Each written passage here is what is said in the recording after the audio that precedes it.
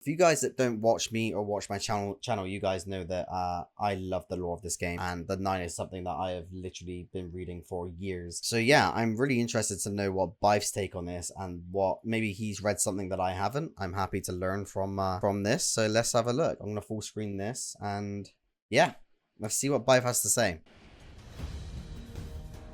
Let me turn this up. Let me know if it's too loud, guys. Good old Bife himself. Greetings, Guardians. My name is Bife here. Hello, mate. So I want to let you know that the complete lore of the 9 video is still in production. I'm still writing it. It's getting pretty big. I'm excited for that one. I'm just going to touch on some basic stuff about the 9 that we learned thanks to the reveal stream.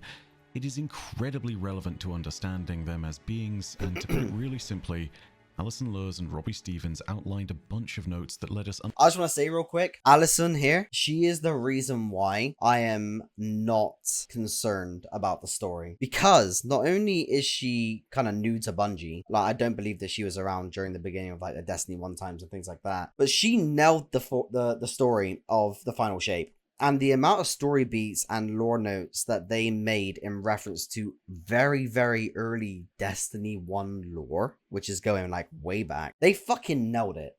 And there you go.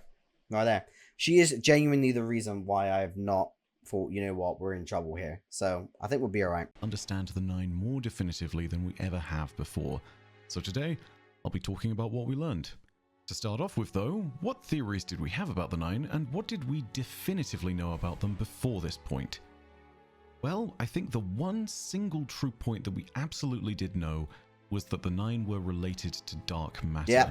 This is spelled out for us in the lore books from the Season of the Drifter. We prophesized or hypothesized about that for years, and the most annoying thing is pretty much everyone was coming to the same conclusion as to what the 9 were. Like, some people were saying they were dark matter, some people were saying that they were atoms, other people were saying that they were in relevance to our planets within Sol, and all of these things were correct, but we couldn't ever agree with each other. I'm speaking about the lore community in general, because it was never confirmed. But yeah, Alison literally confirmed it on the live stream. In particular, the Dust lore book and the story of Lavinia, the Cryptarch who goes rogue. But we were also able to theorize a ton of stuff from the lore. In particular, of relevance, there was the note that the 9 were somehow related to the planets of the system, Yep. and that they were both enormous and microscopic as a result. We could also safely theorize that they existed within a different dimension because they were accessible to Lavinia via the Cocytus apertures, which, for those of you who don't know, are the gateways out in the reef that the 9 took over. They used to link to the throne world of Crota, the son of Oryx, which was within the Ascendant Plane. Yeah, that's when true. When the 9 took over the Cocytus apertures, they were rerouted seemingly, and then were linked in with the realms of the 9. We also had a sense that the 9 were individuals, given that there were voices within all of the lore tabs related to the 9, and those voices seemed to all be different. Yeah, you got the 4 and the 5. This lent credence to the idea that the 9 weren't some kind of great group that acted within a hive mind, but instead they had individual notions of what was and what wasn't.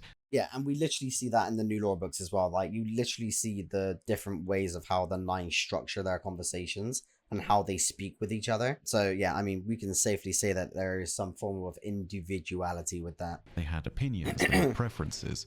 They weren't eusocial, they were individual beings.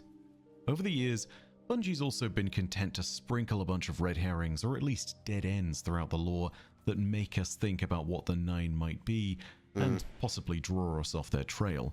I think the best example is in the Mara Senna, the story of the Awoken and their foundation. At the beginning of the creation of the Distributory, which is basically the Awoken's home world and the first place where they emerged inside a singularity, there's a point at which they wake everybody up, and it turns out that there are 9 missing Awoken survivors that were not found in the Distributory. Yeah, that may or may not just be a red herring. Coincidence much? By the way, guys, he actually poses a good point here. When Final Shape was going along and everything like that, and that was all happening in the background with the witness, how many of you guys forgot about the 9? How many times were the 9 actually on your mind throughout the duration of the Final Shape, throughout the duration of Witch Queen, throughout Lightfall? Would a 9 on your mind at all? Probably not much. It may be some kind of loose hanging thread that Bungie pulls in later and relates to them, but I'm pretty sure that it is not related to the Nine, because of the simple fact that the Nine, as we are about to learn, have been here for much, much longer than the Awoken. For the longest time, I had proposed other theories as well, and I think the community was chock full of them. At one point in time, I believed that the Nine were Void Lords, and that they were feeding out in the space between light and dark, and that the emissary would one day open the door, and the Masters would step through. And It when was they stepped nothing but through, theories. And we that's all would we could know. do. We had nothing to But go by. It appears was that nothing but that's pretty theories. far from confirmed now as well. However, again, the stream came along for Edge of Fate, and now, thanks to Alison Lurs and Robbie Stevens, we have a bunch of definitive notes about who the Nine are this time around, and we have a bunch of quotes to work with. So, first of all, things we now know. The Nine are indeed not a hive mind, they are individuals. This is interesting because not only does it mean that we can see more definitively the 5-4 split within them, but we also can understand how each of them came to those conclusions and what their perspective on the world might be. As individuals, they'll have had individual experiences, and they have individual agendas, and they have reasons for having that 5-4 split and for siding on either one side of it or the other. Yeah, This again, is the also 4 and the well 5. expressed in their lore because there are some instances where our interactions with the Nine are really positive, and other instances where it seems as though they're very much not. If it was one being, this would be kind of a strange relationship. Be a but bit bipolar, considering wouldn't that it? there are 9 of the Nine, yeah, now it's starting to make a bit more sense. I mean, to give you an example, some bits of the lore have been as whimsical as the game show of the celestial horse of the Nine, Dares of Eternity.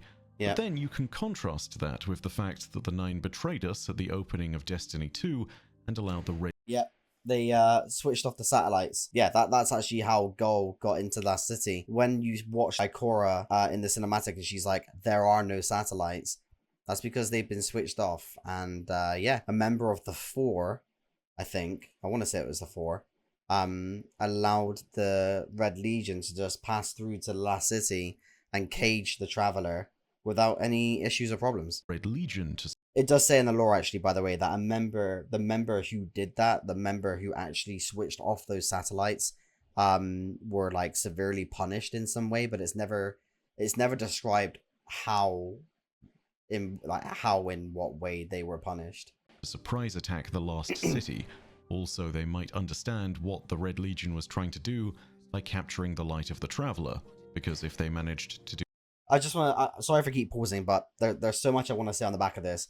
So I obviously don't know if this is true, but well, this first part's true. We already know that the 9 are like trying to manifest themselves into physical form, right? That's their ultimate end game goal. That's what they want to do. They kind of want to, you know, bring themselves to life, even though they're alive, if that makes sense. They want to have physical forms, right? A theory, and again, I don't know if this is matter of fact, but I wouldn't be surprised if it is, because it literally is what the 9 is about. But the theory is that a member of the 4 switched off the satellites and allowed the Red Legion to come through and cage the Traveler. And again, we know that part's fact.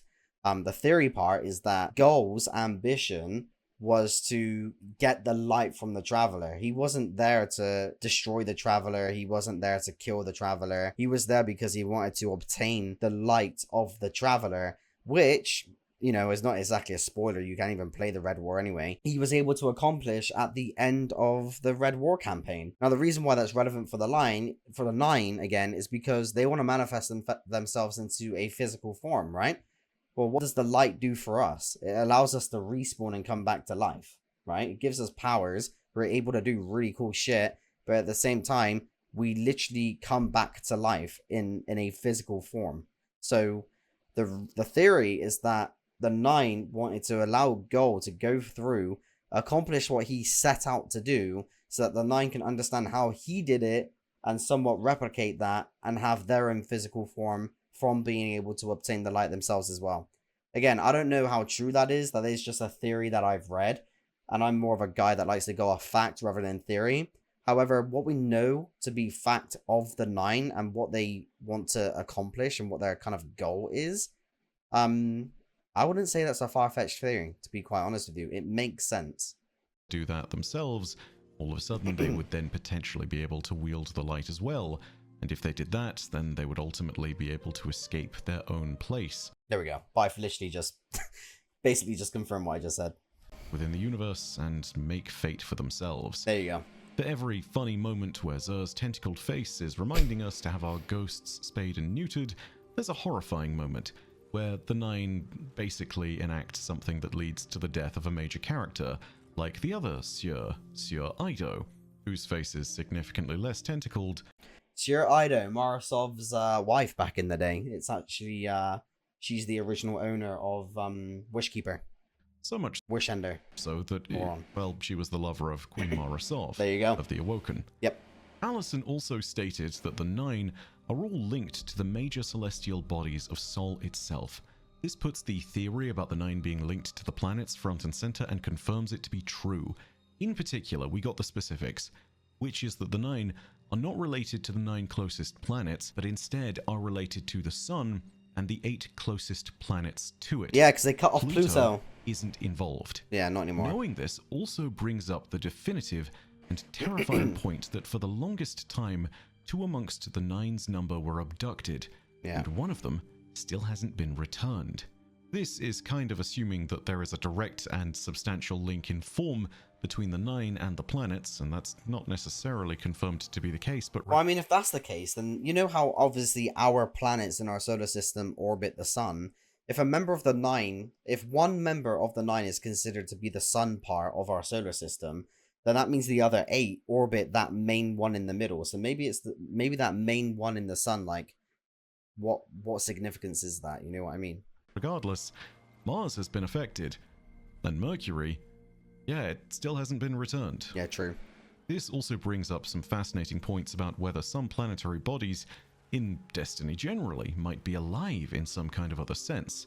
If you want to see more of that, I plan on making a video about that soon, but to put it really simply, the Antaeus wards might have been talking about the 9 and other beings that are planetary in size all along. Allison describes this as a celestial pantheon that we'll be interacting with That's a good over word the to course use. of the Fate saga. They've also existed in the solar system and have been a source of space magic in Sol for a long time. In fact, for far longer than the Traveler or the Black Fleet ever have. Allison also attempted to describe the 9 with a moment in the lore which is from, I think, all the way back in Destiny 1, where alien life is kind of described generally, and she kind of attributes the 9 to it. I don't know this to be the case, but I believe that she's referring to some super old lore in Destiny 1. Oh, wow. In particular, Ghost Fragment Exo, from all the way back in D1 Vanilla. Feel free to correct me if I'm wrong here, but this lore tab is more about the nature of Exos generally, but it comments on the idea of how alien something can be. There's anthropocentrism within the way that Exos are viewed and within the way that all things are viewed within humanity's perspective, and it makes certain things seem alien to them. The note from the Exo who's actually talking in the Grimoire card here is simply that if you want to understand something that is really alien, you need to look at the Vex and look at their minds. There is nothing about them that is human at all. Yeah, to be fair, actually, the Vex is slept upon so much, because the Vex are actually one of the strong... Obviously, when you go up against a Vex unit in the game right now, it's a one tap to the chest, right? And you just see Vex milk explode everywhere. But in the lore, the Vex are insane. Like, if you understand the rich, deep lore, I'm talking about Grimoire cards Vex, and Precursor Vex, they are genuinely some of the strongest enemies in lore. So we really should not sleep on the Vex as much as what we should. The lore uses this phrase and these sentences to sum up the idea. You know what I smell on you? I smell the stink of anthropocentrism. I think you think that there's only one way to think. That's why the exomind is so human, you presume, because all higher thought converges. My friend, you should meet the Vex. There is nothing human in them. When Allison says there are aliens, and then there are aliens, and then there are aliens... Yeah, she did. And those are what the 9 are, I think that's what she's referring to. There are certain beings that are so different from us that we can't possibly understand how they think and how they perceive. This gives us a kind of view into who the 9 are, but Robbie Stevens also expanded on this point as well, by stating that the 9 are also extra-dimensional beings that somehow are able to perceive our reality and interact with it differently, and who perceive us as we might perceive ants. We are almost nothing to them. We might still be useful ants for their plans, but they could just as easily crush us. And if they're gonna be bringing something to the game like that, it has to top the Witness. And they literally say that in the live stream. They literally say in their live stream, well, we beat a god, we beat the Witness, even though the winner is much higher than the Witness. But anyway, we beat the Witness. What is possibly better other than the winner? Because very clearly they're not going in that direction with the story. I mean, I don't know. I haven't played the Edge of Fates. Maybe they hint to that in some way. I don't know.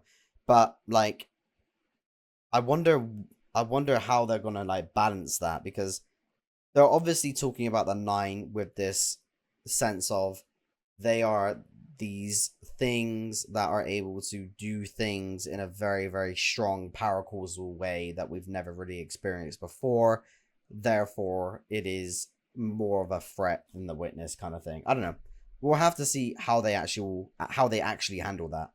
We also learned a little more about the nature of the Nine's relation to dark matter, which is that whilst before it was impossible for us to perceive it, apparently we'll be able to see the Nine's powers and actions and even presence on Kepler more clearly because of the presence of a particular microbe. This allows us to perceive dark matter, which is why the entire environment looks so green, I think. Allison also confirms that the Nine are directly tied into dark matter and even made from it, so we get double confirmation of the one thing we definitively knew already. Apparently dark matter also tastes zesty. Like bleach. Like bleach and math. Don't try that one at home, and definitely don't try to inject it. Yeah, don't do that. Dark matter and the power drawn from it is also something that we'll be able to see and use with the new sandbox tools in Edge of Fate, such as Matter Spark and Metamorph. These abilities change the way you can interact with the world pretty dramatically. I understand why he's doing this video. He's basically making a collection of information that was spread over an hour-long live stream. So yeah, I mean, there's really not much to it other than that, pretty much. One thing I'll actually say is, what do you guys think about the abilities that you get on Kepler? Like, because obviously the main kind of flagship one that they mention, that they even really call kind of the crown jewel of their release, is the one where you can turn into that electric ball and go around the place. Do you guys wish that we could do that just on any other planet? People say that it's game breaking, but we literally have strand and stasis, which allows you to get into areas that weren't otherwise available. So I think it'd be cool if it was just available on other locations as well. But they're also a fair expression of the strange extra-dimensional nature of the Nine. The Vex on Kepler were apparently also studying the Nine, because they can do something that the Vex can't, according to Allison, and Kepler is an excellent place to study them because apparently the dimensions on Kepler are very thin and can bleed into each other, and so there are things from our past on Earth that can be found out here in the Oort cloud on Kepler. And that is mostly it. This is a lot to absorb, but I think if we really break it all down, we have one of the most definitive sets of knowledge and definitive truths about the Nine that we've ever had here. That's kind of important for understanding. We actually know what they are now. As we go forward. We don't know everything about their motives and who they are and what they think of us exactly, and who we might be facing as enemies amongst their number. But we know a few things definitively now. Firstly, they are linked to the planets. Secondly, they're made of dark matter. Thirdly, they're individuals. Fourthly, they have their own agendas. Yes, and like all four of those things are extremely good points. And like, I know to people watching this right now, you're just going to hear this and you might think, yeah, well, that's just basic information. This is stuff that we have only really speculated about for years. You know, we could only ever really say, oh, we think it's this, or I hypothesize, blah, that it is that, etc., etc. This basically confirms all of the theories that we all had, and they basically just said, yes, you are all correct. To be honest, why hasn't he mentioned the Chicago train? Maybe he doesn't know about it. Maybe he's saving it for his big video.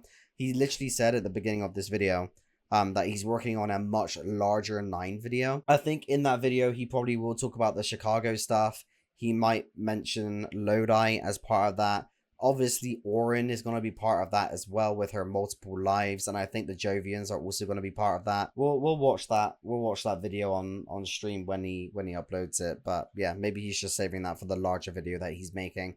I think right now with this video that he's made with the what we know about the 9 dark matter, planetary beings, and more, this is basically just like a roundup of the information that we know factually from the live stream. So it's not really anything lore related, it's just more of like a roundup of collective information, I think. Fifthly, and perhaps most pressingly of all, they see us as tools. Ants. Well, we know that because Motes they've been of testing dust. us since Vanilla And the Destiny last 2 bit, with Trials of which the we Nine. can't confirm, but we can definitely speculate about, is this. A little grim note. Mercury is still missing, and so one of the 9 might be affected by their abduction. And one last little note on that fact. In the Division sidearm, we see 8 of the 9 We've voices read this. of the 9 speaking Yep. in conversation. We read this. One of them is still missing. There's something to chew over for a little while. Oh, mate, it was chewed Anyway, a long time we'll ago. have more videos on the 9 and everything to do with Edge of Fate soon. I have a few massive videos on the way as it stands, but for the moment, We'll check I them just out. wanted to go ahead and give this to you as quickly as I could today. There's a lot still going on, and there's a lot of content I want to get out this week, but for the moment, that is it. If you enjoyed this video, and if you want more Destiny lore content, go ahead and hit subscribe, and the bell Lovely, next lovely, to lovely. subscribe to turn on those email notifications. We'll finish And the if you video. have thoughts of your own, go ahead and leave them down below in the comments section. Just in And if you case someone enjoyed hasn't the found all video the again, chess a like is pieces greatly either. appreciated. But as per usual, know that your viewership, as always, has been quite enough for me. And that in the meantime, my name is Bife. Good one, Bife. Audacia ad Astra. I'll see you, Starside. Yeah, I mean, I think it's a good thing to make this video. Watching a 1-hour live stream just to find out information on the 9 can be a little bit of a ball ache. So I think just having it all in one kind of section here on Bife's video, I think is a good idea. If you guys want to check out the video, I will paste the link in the chat. But yeah, check it out. I think it's a good video. I am excited to see what he says on the larger video that he's making. But yeah, I guess we'll just have to see. We'll react to it as and when it comes out. But yeah, again, this is going to be a YouTube video, guys, so if you want to check this video out again, definitely go back to my channel and have a look there. And yeah, appreciate your time.